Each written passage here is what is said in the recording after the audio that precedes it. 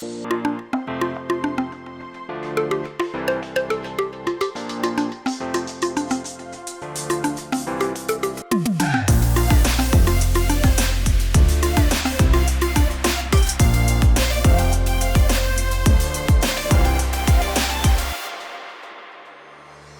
everyone, I am Martin Nyanzu and this is the Unsettled Podcast, a podcast for those who are looking for answers.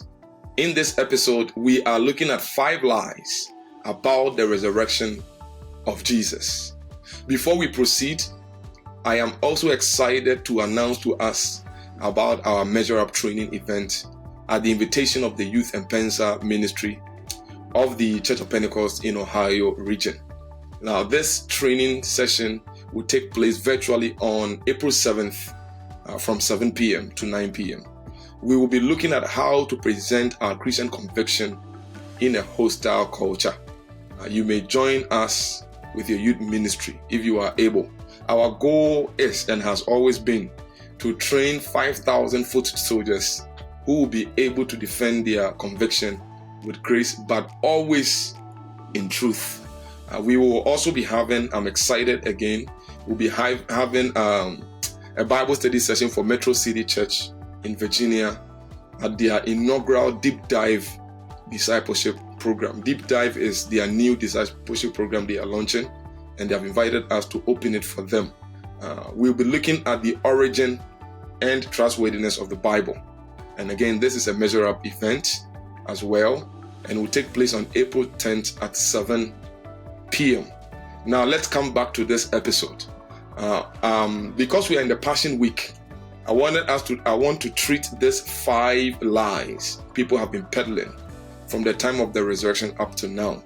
So I'm going to take my time to walk through these 5, and then I'll talk about how we can respond, because these lies have been unsettling many minds for a very long time. Some have objected the account of the resurrection, but then they have also brought in their own theories. So we want to see how we would respond to these things with respect and gentleness. Here we go. Lie number 1.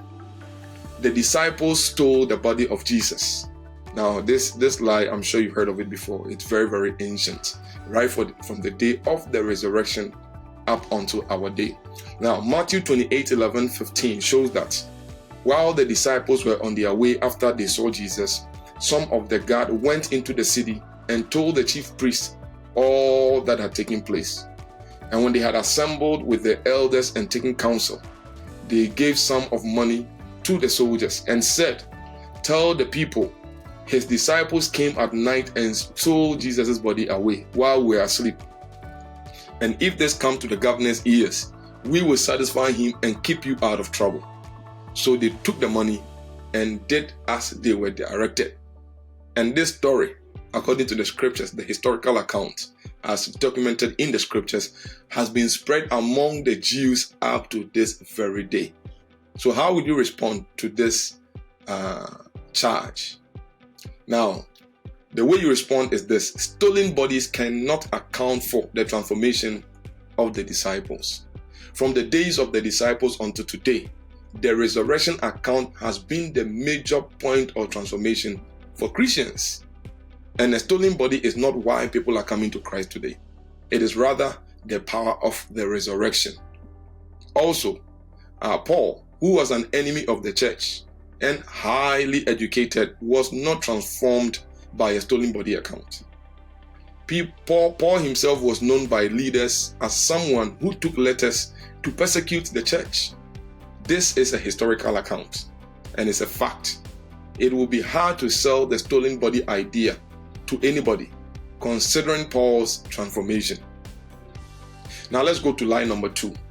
Lie number 2 is that Jesus was buried in the wrong tomb, or he was not even buried in a tomb at all.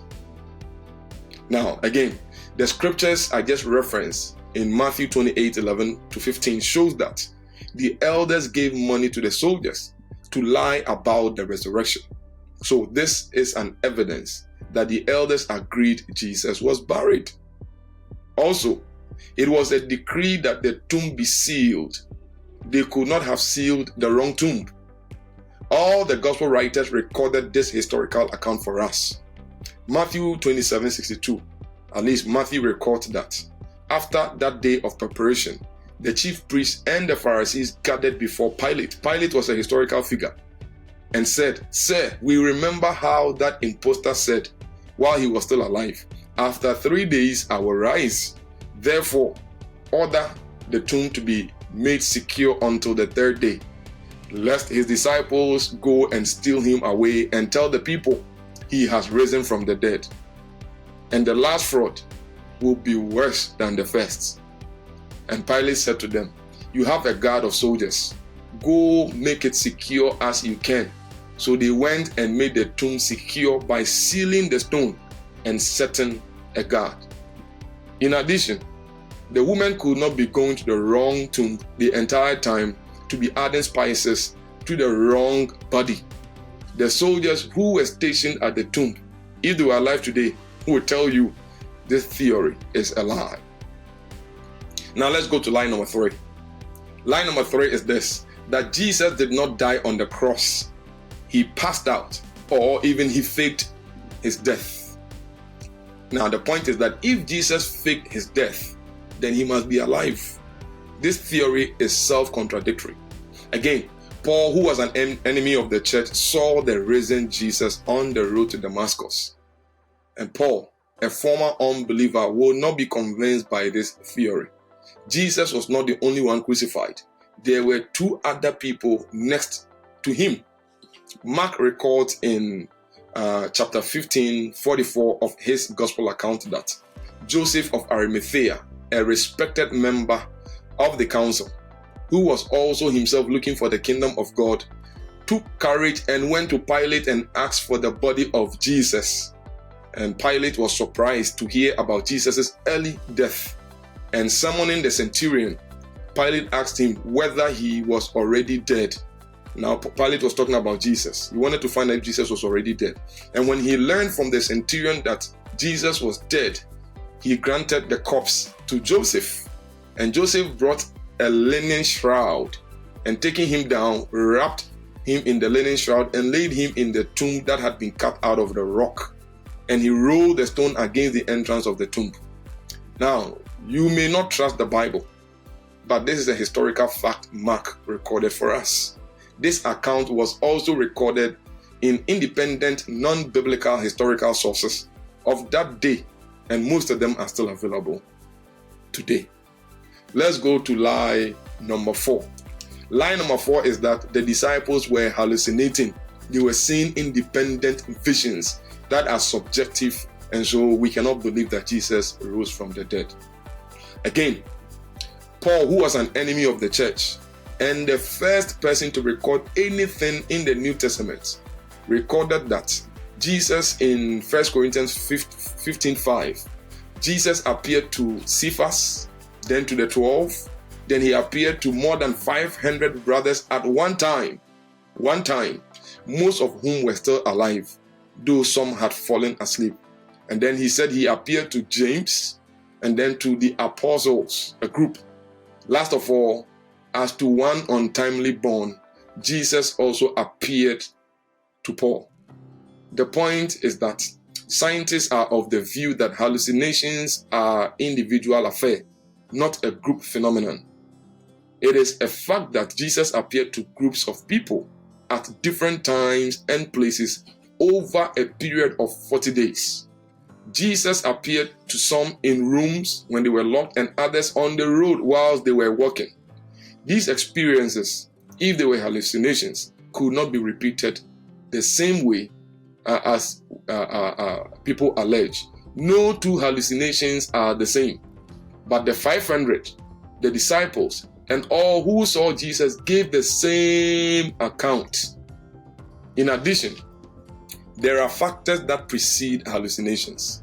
According to scientists, a person must be high or have a joyful expectation. And certainly, this was not the case of Jesus' friends. They were very much afraid and went even into hiding. They had lost hope, and these 2 factors, losing hope and being afraid, cannot induce hallucination, at least according to scientists. One must be very ecstatic and very high for them to have hallucinations. And finally, hallucinations are mental conditions that persist for some time. They do not stop all of a sudden. If they actually hallucinated, though they didn't, then it stopped all of a sudden, since they became convinced that Jesus had resurrected and were willing to die for what they believed. The many people Jesus appeared to were alive and could be interviewed, and the event was not made up. Let's go to lie number 5. Lie number 5 is this, that the resurrection event is a legend or a myth. Again, you go to Paul. There's a reason why historians are interested in Paul, because Paul himself, who was an enemy of the church, testified to the resurrection account because he encountered the risen Jesus. So the account cannot be made up. Those who do not believe in Jesus will often believe in Paul, only because he was not in Jesus' camp at the start of Jesus' ministry. Paul, who was an enemy, crossed carpet. It was not just what Paul said, but he also checked with the other apostles, and they had the same message about Jesus' post-resurrection appearances. The earliest information about the resurrection of Jesus were built up from personal testimonies and not ancient legends. Legends themselves take time to build. However, the resurrection account developed right away from the day of the resurrection itself. Also, myth and legend do not have the power to transform people's lives. Paul stopped killing members of the church. This was not due to a myth or a legend. Myth and legend often do not have evidences to back them up, but the resurrection account has more than enough historical evidence to support it. If Jesus' resurrection occurred historically, and it did, then my question is, who raised Jesus? And what does that tell us about Jesus? I want to leave you with the lyrics of a beautiful hymn by the famous hymnist Isaac Watt, written in 1707. When I survey the wondrous cross, when I survey the wondrous cross on which the Prince of Glory died, my richest gain I count but loss, and pour contempt on all my pride. Forbid it, Lord, that I should boast, save in the death of Christ my God. All the vain things that charm me most, I sacrifice them through his blood. See, from his head, his hands, and his feet, sorrow and love flow mingled down. Did ever such love and sorrow meet, or thorns compose so rich a crown? Were the whole realm of nature mine, that were a present far too small, love so amazing, so divine, demands my soul, my life, my all. Have a wonderful Easter. The tomb is empty, but the throne is still occupied. Thank you for joining me on this episode of the Unsettled Podcast. Please remember to join us next time. Kindly subscribe and follow us on all our platforms. We are on social media. We are on Facebook, Instagram, TikTok, and X. You can also download our Unsettled app from the App Store or Play Store. This podcast is available on all platforms where you listen to your podcast. It will be on YouTube and on our website, liveunsettled.org. I am Martin Nyanzu. Until next time, it's okay to live unsettled. Finding faith is a journey.